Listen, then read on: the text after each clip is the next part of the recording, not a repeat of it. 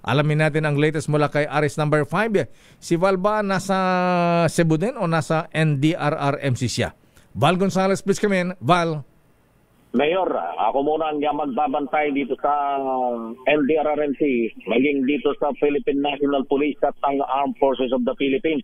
At batay, Mayor, doon sa pinakahuling ulat na inilabas ng National Disaster Risk Reduction and Management Council o NDRRMC, umakyat na sa 72 bilang na mga nasawi matapos tumama ang magnitude 6.9 na lindol sa lalawigan ng Cebu. Sa latest report na nilabas ng NDRRMC, nasa 274 naman ang bilang ng mga nasugatan habang umaabot na sa 170,959 na individual o katumbas na 47,221 pamilya ang naapektuhan ng malakas na lindol. Naitala ang 577 mga kabayan na nasira, kung saan 500 rito ang partially damaged, habang 76 naman ang totally damaged. Samantala sa record ng DPWH at maging ng provincial government ng Cebu, 87 mga infrastruktura na ang naitatalang naapektuhan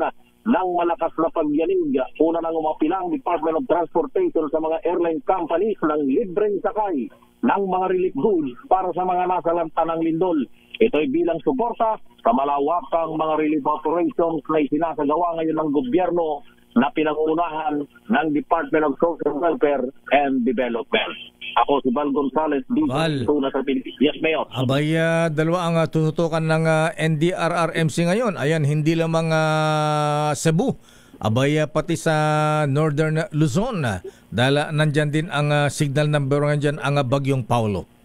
Correct, Mayor. At hindi pa nga ang masakit, hindi pa nga natatapos yung assessment at pagtulong dun sa mga kababayan nating hinagupit ng bagyong si Opong dyan sa bahagi ng Visayas at maging sa may bahagi ng Bicol region sa Masbate. Mayor, meron pang dalawang magkasunod na dilubyong tumama sa ating bansa.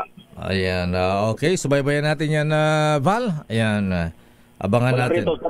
Mula rito sa Campo Aguinaldo, ang itsura ng kalangitan ngayon, Mayor. Medyo mainit na yung panahon at walang mga kaulapang nakikita dito sa kalangitan sa malaking bahagi ng National Capital Region. Val Gonzales, back to you, Mayor.